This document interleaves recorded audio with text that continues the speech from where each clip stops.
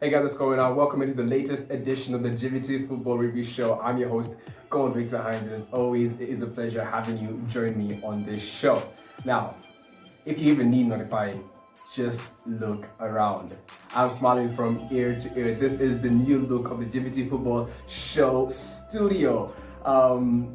This is so exciting. I got a little bit of room, I got a little bit of space, I got a little bit of equipment, and then I just put pieces together, and then I came out with this. I got a table now, I got a football right here to give this, the football feel to it. And of course, my pad right here, all the information that I'm going to be dispensing on the football show is going to come right straight to you. Then of course, your host, Goma Victor.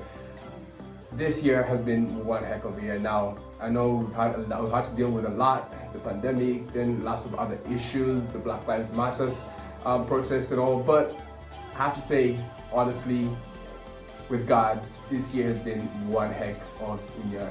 I mean, this show has progressed 100%. When we look back at where we started, if you've been following me since the days I started off the GVT Football Review Show, I think you can tell that there's been major progress and none more than this year. And this is just a testament of that. This is just a testament of that. Well, I'm hyped up for this show.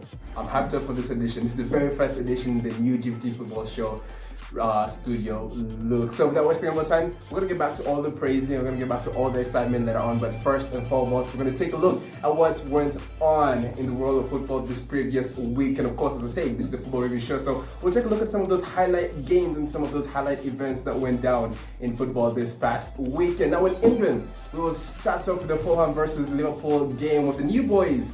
The recently promoted side held the reigning champions to a surprising 1-1 draw. Then we had the Manchester derby, of course, the 183rd time the Manchester United came up against Manchester City, which ended in a stalemate. Now, Mikel Arteta and Arsenal, more dark clouds hover around the Emirates as they lost their third successive league game away to Burnley, losing 1-0. So more questions asked of Mikel Arteta. We'll be getting into that. Then in Spain, of course, we were blessed with two big derbies this past weekend. Besides the Manchester derby, we had the Madrid derby, where Real Madrid came out with a 2-0 victory against Atletico Madrid. Barcelona defeated Levante by 1-0 with Messi getting his 600th goal in the Barcelona shirt. Then in Italy, we'll be taking a look at Juventus getting that 3-1 win against Genoa, carrying that, replicating that 3-1 win, the victory in that form against Barcelona in Europe to the domestic league. And of course, Inter Milan, of course, got that 3-1 win against Cagliari as well. So we'll be taking a look at that and much more on this show. But first and foremost, we will start off in England. We'll start off with Fulham. That's with Fulham and Liverpool. As I said, a Craven Cottage, the game ended in a 1-1 draw. Now, this game was one heck of a game. It was a spectacle, in all honesty. We all expected Liverpool to come into this game and get all the 3 points, job done, up against the new boys. But Fulham have been on a roll recently. They've been on the rise, surprisingly. They got that win against Leicester City, and they came into this game with that sort of confidence, with that sort of bravery within them, going up against Liverpool. And what I believe actually kicked on the game for them was the way they started the game. They were on the front foot. The first 10 minutes, it was all Fulham. Fulham had their chances in front of the Liverpool goal. They kept on testing Alisson. They kept on testing the Liverpool defense. And when you start a game perfectly, and I'll have this as experience, I've played football in my day as well.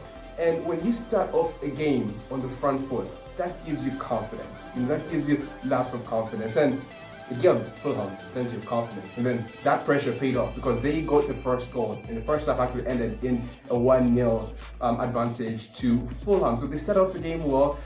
They stuck to the tactic. They knew that Liverpool were going to press hard. So they managed to keep Liverpool out for a period of time. They defended really well. They worked hard as a team. And they got the tactics right. And as I say, when you start the game well, and then when you stick to the manager's tactics, and then when you play together as a team, it doesn't matter who you're going up against. It doesn't matter if you're going up against the reigning champions in the Premier League, then that is going to work out for you. And it worked out for Fulham. Now, Liverpool, as I say, Fulham did their job perfectly, and they stopped their tactics. And Liverpool had to find a way of breaking them down. And for a second there, we all thought that, Liverpool were going to lose the 3 points. But we all know the Jurgen Klopp side, as we've all known and as we've all seen with Liverpool, they do not give up. And of course, with fans in the stadium, they did not give up either. Liverpool kept on pressing high, as we always know that Liverpool were going to do. They kept on knocking on the door, kept on asking questions.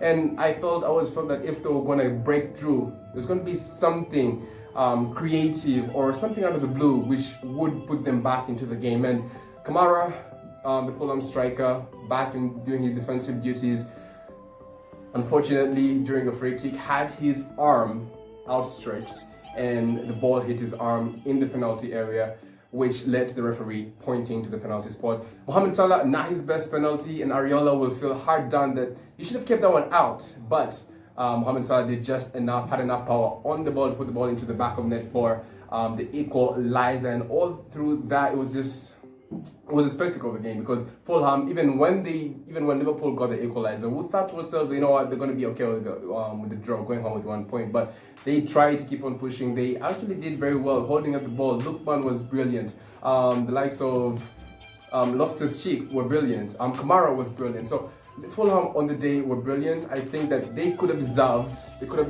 all the 3 points, but Liverpool also did their job. And I have to say, Curtis Jones and Wijnaldum for me were superb for the Liverpool team on the night. Jurgen Klopp must have been pleased with their performances. Curtis Jones is fitting into this side like he was meant to be in this side, and you can tell that this is a testament of just how good Jurgen Klopp is with his players, with his young players. There is coaching seriously taking place, and that is what is happening. We're seeing the young kids. Even Nico Williams came in, had his time on the pitch when Trent Alexander went off. And these young players are definitely taking their chances, and you can see that with each and every game they are getting better and better. Wijnaldum, they need to keep him with the club. I don't think there are very many players out there in the world who have the ability that Wijnaldum has. Wijnaldum was perfect going forward, was picking up passes, and at the same time when Fulham tried to counter-attack, he was getting back there fast. He was covering for the back four, and I think Wijnaldum, they need to get him to sign that contract, and I think they won't get anyone else as good as Wijnaldum. And if there are other clubs out there watching the situation, and if they see an opportunity, then Wijnaldum is a player to go for. But on that, it was a wonderful spectacle, and for Liverpool, I think this is the perfect result for them, because yes, they did not play to their best, they never got all the 3 points, but they got the result, and that is the most important thing. They did not lose all the 2 points, because they didn't lose all the 3 points, but they got 1 point, and that is enough. And that's one thing we've seen about the Liverpool side. They get the points and they do enough, and they are still in title contention. We know how open this Premier League season is. So we'll be moving on to the Manchester Derby, the 183rd Manchester Derby, which ended in a stalemate. And to be honest, it is one that will be quickly forgotten, because it almost looked like both these teams were tentative. It kind of looked like neither one of these teams were interested. Now, it is not a result, I'm pretty sure it's not a result that either one of these teams would have wanted, knowing that Manchester City, for their case, they're trying to go on and, try to win the Premier League title yet again. For Manchester United, they needed a response after crashing out the UEFA Champions League during the midweek. But we'll start off with Manchester United. Now, watching Manchester United play, coming into this game, they considered 11 first-half goals. That is more than any other Premier League club this season. So there was a little bit of worry of that. And then looking at Manchester City had scored 9 goals in the first half hour of a game. That was just one less than Tottenham Hotspur. So it kind of looked like Manchester United were on the back foot, and they were going to have to solidify their defense pretty well in order to keep out Manchester City. But Manchester United did exactly that. They came out, they defended, and on the day, you looked at them and thought to yourself, how comes Manchester United don't do this on a weekly basis? I mean, over the recent couple of weeks, they've been letting in goals way too many times in the first half. Then, of course, coming back and winning, pulling off a comeback. But if you want to be in amongst the big boys, then you have to do your job defensively. All right, you cannot go 2-0 down, or you cannot go 1-0 down in the first half each and every game and hope that you're going to keep on pulling off those comebacks. You can't do that. When you look at the likes of Liverpool, when you look at the likes of Spurs, because right now they are title contenders, they are tight at the back. They are keeping out those goals, and at the same time, they're getting the goals on the front foot. Now, Manchester United, they had plenty of chances, and I think that if they'd taken the chances, more likely than not, they would have come out with all the 3 points, because they had the more clear chances, but they weren't as clinical in front of goal. Manchester City had one major chance, Riyad Mahrez, and I think if he had scored that goal from a wonderful and beautiful one-touch pass into his path from Kevin De Bruyne, I think, if you had taken that shot first time, then probably that would have changed the balance of the game, because that was the most clear-cut chance they had. But Manchester United did their job defensively. They kept them out. They should have taken their chances, but failed to take their chances. For Manchester City, I think something needs to change. They failed to beat Manchester United in the last 3 league derbies. So I think they're going to have to find a way of approaching derbies more differently, because it seems Ole Gunnar Solskjaer has this tactic that he uses against Manchester City, and he's always gotten the better of them. And yes, I say this is not the result I would have wanted, but at least a draw is better than being whooped by Manchester City. And we know that Manchester City had that ability to do so, and everybody felt that, after that disappointing elimination from the UEFA Champions League and Manchester United letting in lots of goals, Manchester City were going to come here and score the goals. But yes, they got the draw, they got the point. For Manchester City, as I say, they need to do something different. Then also, if Gabriel Jesus really believes that he can be the man who's going to take over the reins from Sergio Aguero, then he needs to get his act together, because Pep Guardiola, we all know he's a manager who can give you just so many chances. And for any manager, he can give you just so many chances. But if you don't take those chances, then, and with the amount of money the Manchester City have at their disposal, it is not hard for them to go out there and purchase a new striker, someone who he believes can do a job. Gabriel Jesus has huge and immense potential, but right now he's just not delivering. He's not doing what we expected him to do, because we expected him to come out here and be the replacement for Sergio Aguero, to be the guy who's going to get Manchester City the goals. And this season we've seen Manchester City kind of struggle with conversion. And again, you have to look at the strikers, and Sergio and Gabriel Jesus has to find a way of taking this with both arms. He needs to do much better. He needs to look himself in the mirror and know that he's playing for a club in Manchester City. We've seen Ferran Torres come in and he's playing that number 9 role perfectly. So he has competition, and he has to look himself in the mirror and say, do I really want to be the next main guy for Manchester City? Do I really want to take on those reins from Sergio Aguero? And if he wants to be that guy, then he needs to do lots of work on the training ground. He needs to put in lots of work, because if not, if we're noticing this, then Pep Guardiola is surely noticing this as well, and he could be out looking for a new striker. But Manchester City, as I say, maybe they need to start approaching this game quite differently. But Manchester United, I think you have to give them the credit, because they shut them out, they kept them out, and Manchester City really had a very tough time breaking them down. So Manchester United, you could say, had the better performance, or had the better performance, and they came out, you could say, in the balance of things, the way things went. I think they were the better team, but even them, the result just did not bother me, because I say I'm inclined to Manchester United. I'm kind of a Manchester United fan, and a draw really wasn't what I was expecting.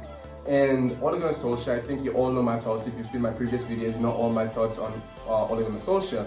But he's still in the job. He still has the time to change my mind. And the Manchester United fan base is, some people are Ole out, some people are Ole in.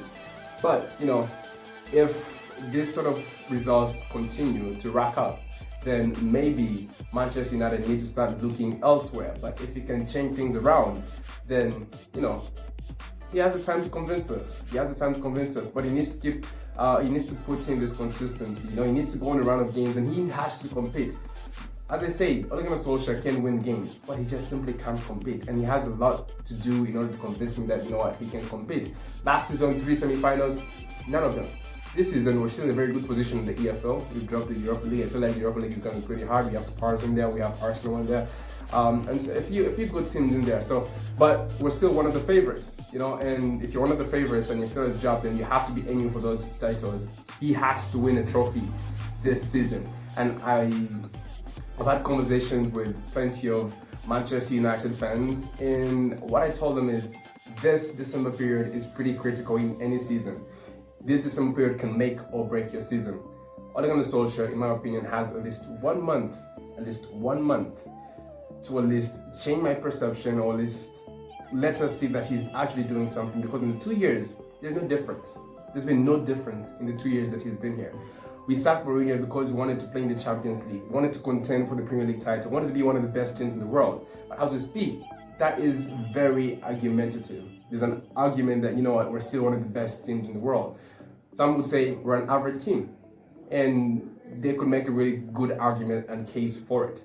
But December could make or break this season for Ole Gunnar Solskjaer, and he has time to change. I don't think there's going to be lots of moments, but he should be careful, because Manchester United now with Borussia Dortmund sacking Lucien Favre, that means he has options. Pochettino is a pretty good coach. That means he now has options. If Manchester United, if at ever one moment they thought about bringing Pochettino, now they know the pressure is on. And they're going to have to talk to the organization and say, you know what? This is what we want. This is what you have to do if you want to keep your job. Because if you don't convince us, yes, they'll come out say they're backing him and stuff, but they know and they see what is going on. You know, this cannot be a cycle, you know, going on a good run, then, you know, having that one game when everything is all but set for you to, if you lose the game, because we've seen this happen, you know, Ole Gunnar Solskjaer goes on a run, then goes on that terrible run, and then when we all think he's going to be sacked, he gets that result. It's happened way too many times. So, the board has to come out and set the record straight. This is what we want, because if you can't afford to give us this, if you don't see this on the pitch, if you don't see the results, then we may be tempted to go in a different direction. So this summer period could be make or break for Ole Gunnar Solskjaer. So we move on to Arsenal versus Burnley, where Arsenal lost 1-0, their third successive loss. Now, we start off with Burnley. Burnley defended pretty well. Burnley, we all knew their tactic. Come, sit back, and then attack.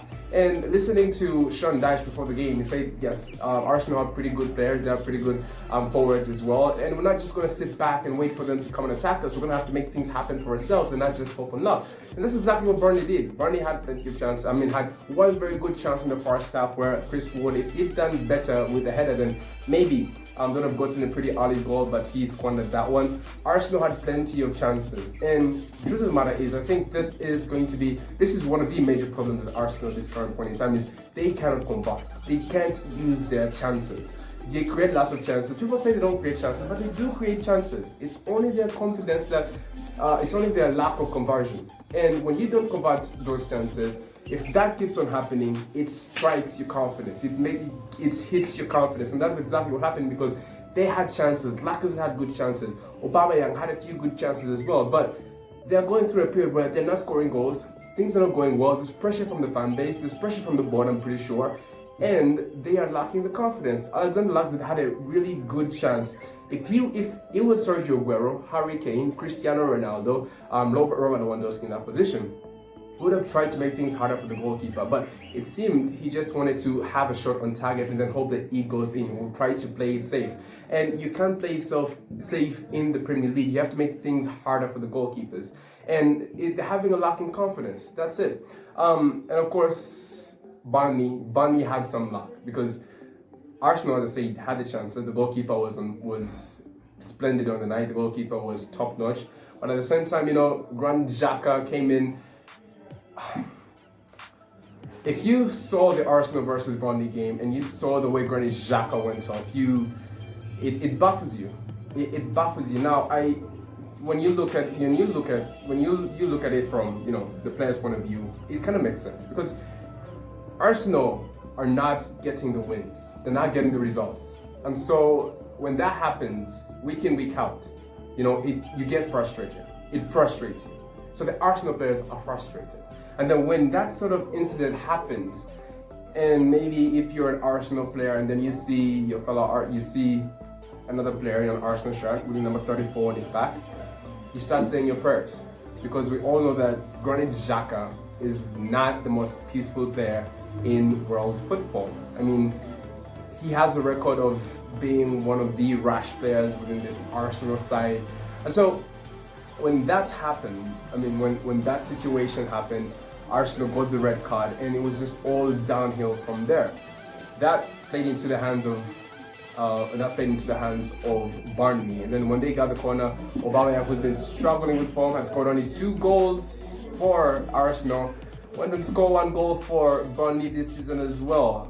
Scored an own goal from a corner kick, which gave Burnley all the 3 points. Really, Arsenal did not rest on their laurels, but as I say, when you're lacking confidence, you don't take your chances. And that's exactly what happened with Arsenal yesterday. And they lost the game. For Mikel Arteta, where does it go from now? Where does it go from here? The truth of the matter is, the board backs him. And a lot of people who do see what he's trying to do. But if this keeps on happening, it doesn't matter if you have a plan. There has to be damage limitation. There has to be damage limitation. There's some sections of the Arsenal fan base that are already getting scared, that are not happy with what they are seeing, and the last of questions being asked to Mikel Arteta. And you can't put all the blame on him, because the players out there, I feel like there's some players out there who are just not pulling up their weight. There's some players who are not performing the way we expect them to perform, right? And it's a team thing. It has to be the manager, it has to be the players. The manager can do all they can, and the truth of the matter is, I think there are some decisions, there's some players who keep on playing that should not be playing, and there's some players who should be playing that aren't playing.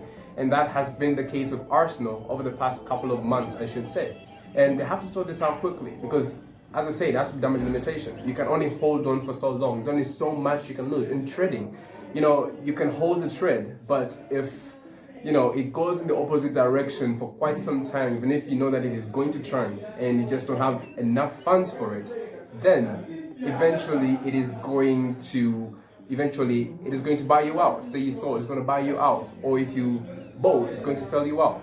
So it's only so much you can take. Arsenal only 5 points off the relegation zone. 5 points, and they're down in 15. Just how much more can they lose before things start to click for Mikel Arteta? So he is in a race against time, and these performances are not helping him at all. But for Burnley on the night, it was a wonderful performance for them. Their first ever win at the Emirates for Mikel Arteta and Arsenal. More questions, more worries. They have to pick themselves up. Southampton up next on Wednesday night. They need to get a victory. Anything other than that could spell more woes, more worries for the club. Now off to La Liga. As I said, we were blessed with two derbies. We had the Manchester derby, we had the Madrid derby, and Real Madrid came out with the 2-0 victory, which is kind of surprising because Real Madrid has had their up and down season so far, and Atletico Madrid looked real oiled in the league. They'd gone 10 games unbeaten until, of course, this game, and we all thought that Atletico Madrid was coming into this game, also still in qualification, the Champions League. Both of them did. So, but we thought that, Atletico Madrid has looked the better side this season. They looked a team that is, better suited to go on and challenge for the title, and they would have done much better job than, Real Madrid. When they came into the game, Real Madrid bossed the game. Real Madrid dominated the game. And Zinedine Zidane looks to be finding his footing yet again. It's always like when his back is against the wall, he always tends to deliver. And those players out there, we all know what kind of quality players they are. And when they click, when everything starts to click, when everything just starts to flow, then they are world beaters. Carvajal had a pretty amazing goal, scored a really wonderful goal from outside the box, and it was a wonderful game in truth for Real Madrid, and they've now cut the gap to only 3 points behind Atletico Madrid. So Real Madrid seem to be finding their footing, and that will reshuffle the question, because we all thought, as I say, if Atletico Madrid had come into this game and beaten Real Madrid, then I would have said that the title is theirs to lose. But at this point in time, Real Madrid looks to be repeating what they did last season, when we thought that they were all done and dusted. Barcelona were going to go on win the trophy.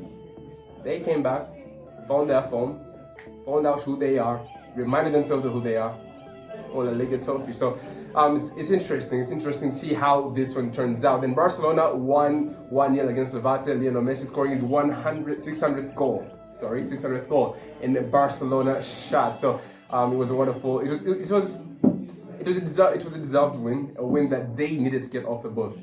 Barcelona have had an equally up and down season, just as Real Madrid, but I think their position is worse, and they desperately needed that win. Not the most convincing of wins, but anything will do it. 1-0, you have to take it.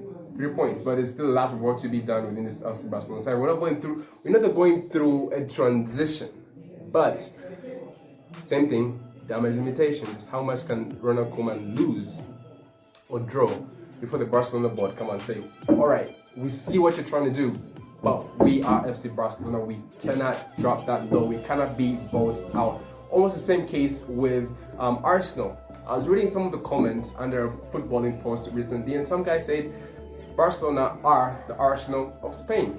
Very good in Europe, but very bad domestically, and they're just crawling their way to getting victory. So that does make sense. However, they got the victory. Messi, yes again, another milestone. His greatness re-cemented. This Ronaldo, Lionel Messi just keep on, justifying why we call them the greatest players of all time. And speaking of Ronaldo, when we head over to Italy, Juventus defeated Genoa by 3-1. Dybala scoring his first Serie A goal. He's had his troubles. He's had his, it's been a nightmarish start to the season for Dybala, but he got the goal. Genoa managed to get themselves an equalizer after Dybala scored late in this, early on in the second half.